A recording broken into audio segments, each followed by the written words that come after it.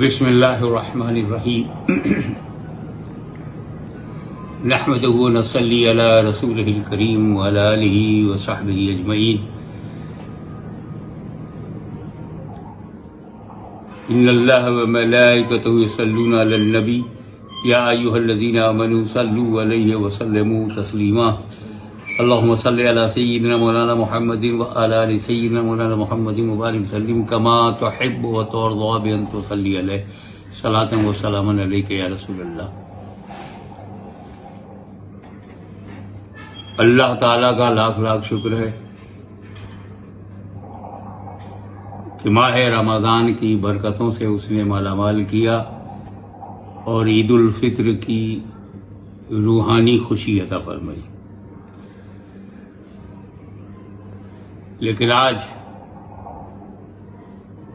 پوری دنیا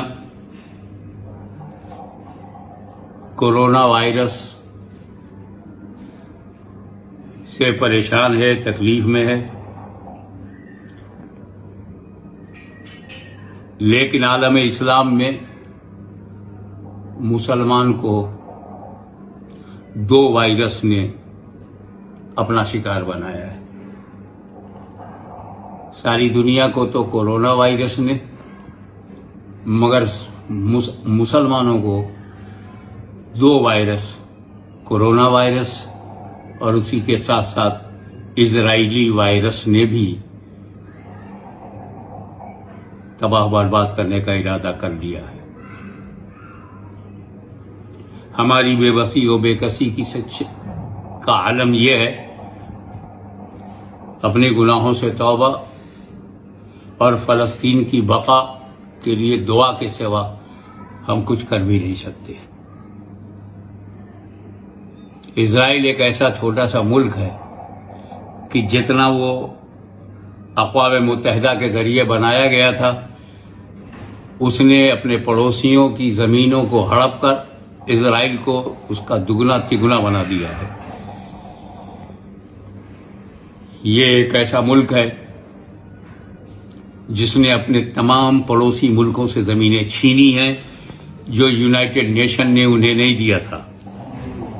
بیت المقدس یہ فلسطین کو دیا گیا تھا، حملہ کر کے اس پر بھی قبضہ کر لیا، اور دنیا کا سب سے بڑا دہشت گرد امریکہ اپنی ساری تائید، اپنا سارا تعاون اور تمام اعانت اسرائیل کو کر رہا ہے۔ دنیا میں کوئی ایٹم بم بنائے، یہ امریکہ کی رات کی نیند حرام ہو جاتی ہے، لیکن اسرائیل نے سینکڑوں ایٹم بم بنا رکھے ہیں، یونائٹڈ نیشن میں سوال تک نہیں کیا جاتا۔ یا تو چین کو اپنے ملک میں وستار وادی نظر آتا ہے، چین وستار وادی ہے، اس میں کوئی شک نہیں۔ دوسرا اسرائیل وستار وادی ہے، جس نے اپنی سرحدوں کو بڑھایا، مصر سے چھینا، جارڈن سے چھینا، سیریا سے چھینا، اور اب فلسطین سے چھین رہا ہے۔ اگر عرب ممالک مسلم ممالک کہلاتے ہیں، ایک ساتھ متحد ہو کر اپنی طاقت کا استعمال کریں تو اسرائیل ایک ہفتے کا مہمان ہے۔ لیکن اب سب سے زیادہ افسوس کی بات یہ ہے کہ وہ حرم مکہ اور حرم مدینہ، حرمین شریفین، سعودی عرب اس کا حکمراں یمن پر میزائل پہ میزائل مار سکتا ہے، مسلمانوں پر میزائل برسا سکتا ہے، لیکن اس سعودی عرب کے کسی حکمراں میں یہ جرت نہیں کہ وہ اسرائیل پر بھی ایک میزائل مار سکے۔ حماس کے علاوہ وہ کوئی عرب طاقت نہیں ہے کہ جو اسرائیل کے ٹھکانوں کو تباہ کر سکے۔ میں اسرائیل کی تباہی کی بات نہیں کر رہا ہوں، میں عرب مسلمانوں کی مسلم ریاستوں کی حقیقت سے پردہ اٹھا رہا ہوں کہ یہ کس قدر بے غیرتی بے شرمی کی حد تک پہنچ گئے ہیں کہ نہ انہیں قبل اول کی پرواہ ہے، نہ عرب دشمن سے لڑنے کے لیے اتحاد کی ضرورت ہے۔ کیا چاہتے ہیں یہ مسلم ریاستیں؟ ارے ہم جہاں اقلیت میں ہیں، ہم چلائیں تو سمجھ میں آتا ہے، ہم احتجاج کریں تو سمجھ میں آتا ہے کہ ہمارے ہاتھ میں کچھ نہیں ہے، لیکن یہ سعودی عرب، یہ قطر، یہ بحرین، یہ عمان، یہ عرب امارات، یہ سارے عرب ایک ہو جائے، سیریا، مصر، جارڈن، عراق، سعودی عرب ایک ساتھ کیوں نہیں پلیٹ فارم پر آ رہے ہیں؟ سب کا قبلہ اول ہے وہ۔ یہاں فرقے وارانہ ذہنیت کا کام نہیں ہے، متفقہ اور اجماعی طور پر بیت المقدس، مسجد اقصی قبلہ اول ہے، انبیاء کرام علیہم السلام کا مسکن ہے۔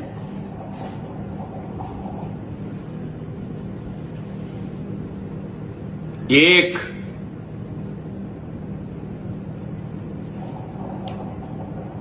درد دکھ کے علاوہ ہم کیا بیان کر سکتے ہیں؟ جن مسلم حکومتوں کی ذمہ داری ہے ان کے ہونٹوں پر دہی جمع ہوا ہے، جن کے پاس فوجی طاقت ہے وہ آپس میں ایک دوسرے کے خلاف استعمال کر رہے ہیں۔ سب نے اسرائیل کو معاف کر رکھا ہے، جب چاہو جس دن چاہو فلسطینیوں پہ حملہ کرو، جتنے چاہو میزائل مارو، جتنی چاہو بلڈنگیں توڑ دو، جتنا چاہو ان کے دفاتر کو تباہ کر دو۔ یہ چھوٹ پوری دنیا نے دے رکھا ہے، پھر یونائٹڈ نیشن کے وجود کا مطلب کیا ہوا؟ اقوام متحدہ جو مختلف اختلافی مسائل کو، ملکی مسائل کو حل کرنے کے لیے بنایا گیا تھا، وہ تو خاموش ہے۔ مسلمانوں، اپنا احتساب کرو، کوشش کرو پہچاننے کی کہ یہ جو 6 ارب ملک ہیں، یہ مسلم ملک ہیں یا امریکی ملک ہیں؟ ایسی سخت ترین گھڑی میں اسرائیل کے میں بچے یتیم ہو رہے ہیں، ہماری بہنیں بیوہ ہو رہی ہیں، اور بوڑھے بچ گئے اور بچے مارے گئے، اور اس پر پورا عرب خاموش ہے۔ ہر ملک میں میزائل ہے، مگر آپس میں لڑنے کے لیے ہے۔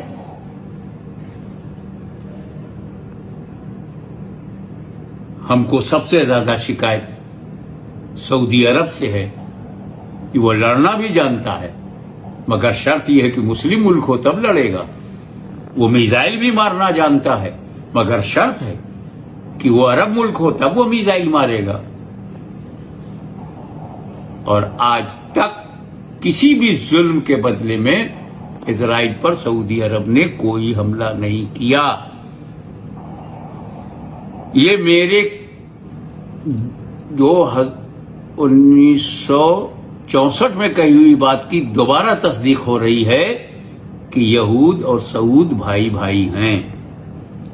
ہمیں یہود کو بھی پہچاننا ہے اور سعود کو بھی پہچاننا ہے، اور اپنے آپ کو بچانا ہے۔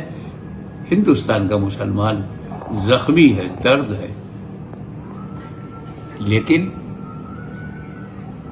دعا کے سوا کچھ کر نہیں سکتا۔ وہ یہ جانتا ہے کہ فلسطین کے مظلوم لوگوں کے لیے ہندوستان کہاں تک جا سکتا ہے، موجودہ حکومت کہاں تک جا سکتی ہے، مسلمانوں کو پتا ہے۔ اس مایوسی کے عالم میں آؤ گنبد خزنہ کے مکی رحمت للعالمین صلی اللہ علیہ وسلم کی بارگاہ میں استغاثہ پیش کریں اور رب تبارک و تعالیٰ سے بھیک مانگتے ہوئے کہیں مولا قبل اول پھر مسلمانوں کے پاس آ جائے.